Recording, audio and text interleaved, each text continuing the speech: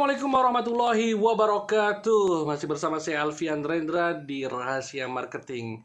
Halo sahabat-sahabat Sirkahpreneur dimanapun kalian berada.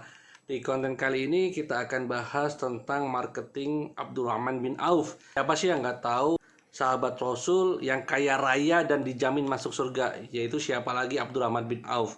Tentu teman-teman di sini semuanya yang lihat video ini pingin jadi seperti beliau. Sudah kaya raya, dijamin masuk surga. Dan seberapa kaya sih beliau, luar biasa. Beberapa kita menyebutkan bahwa kalau sedekah aja, sekali infak dia itu 64 miliar dan gak pernah absen juga dalam jihad. Yaitu ketika Abdurrahman bin Auf ini hijrah dari Mekah ke Madinah, mendapat perintah dari Allah dan Rasulnya. Dan memang Abdurrahman bin Auf ini memang dikenal sebagai saudagar kaya raya dan luar biasa.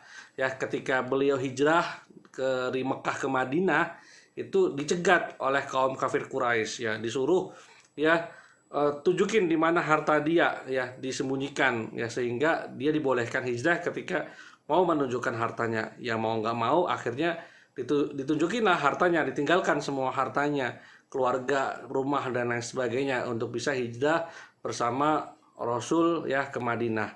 Nah, sesampainya di Madinah, beliau ini dipersaudarakan dengan kaum Ansor.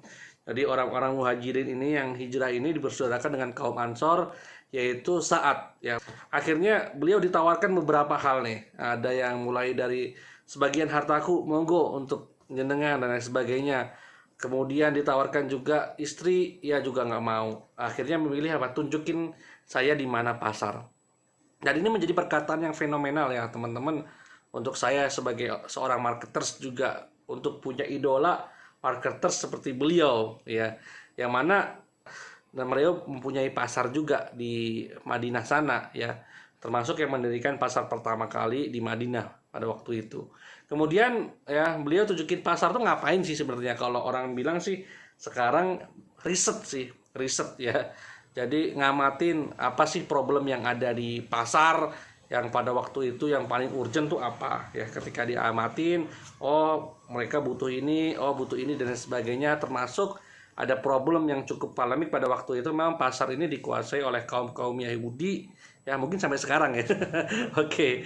Yang mana akhirnya kaum muslimin ini tidak bisa berdagang dengan leluasa, dengan apa ya, sewa yang cukup mahal, kemudian ya cukup memberatkan lah kaum muslimin untuk berdagang pada waktu itu dan bertransaksi sesuai dengan syariah tentunya, ya. Termasuk akhirnya Abdurrahman bin Auf ini kemudian bersirkah dengan Sa'ad, kembali lagi pada sahabatnya ini, untuk akhirnya membeli sebidang tanah, ya, yang akhirnya dikapling-kapling dengan beberapa sistem sih yang dikerjasamakan kepada para pedagang ini, ya, bisa murabahah, bisa syirkah, itu lumayan membantu kaum muslimin pada waktu itu. Sehingga singkat cerita, akhirnya orang-orang yang dagang di pasar Yahudi ini akhirnya ke pasar Madinah, ya teman-teman, untuk bisa bertransaksi sesuai dengan syariah, ya. Banyak yang akhirnya pindah ke pasar Madinah, dan singkat cerita Abdurrahman bin Auf ini menguasai pasar. Dan beberapa literatur menyebutkan bahwa Abdurrahman bin Auf ini luar biasa, teman-teman, karena ya beliau pernah bersirkah dengan banyak orang, ya kan, dan menjadi investor tentunya, pemodal sirkah gitu. Dan banyak yang bilang bahwa semua orang-orang di Madinah ini pernah bertransaksi, ya, pernah merasakan hartanya Abdurrahman bin Auf, baik itu sirkah, murabahah, infak, zakat, sedekah dan lain sebagainya. Intinya banyak sekali yang didapatkan oleh orang-orang Madinah pada waktu itu, dan beliau meninggalkan banyak harta yang luar biasa juga. Saya bayangin luar biasa, ya teman-teman, kalau misalnya nih aja nih, kan para penduduk Madinah itu pernah bersaksi bahwa pernah bermuamalah dengan Abdurrahman bin Auf. Misal nih ada setengah dari orang Madinah ini pernah sirkah aja sama Abdurrahman bin Auf, atau Abdurrahman bin Auf tuh jadi pemodalnya gitu.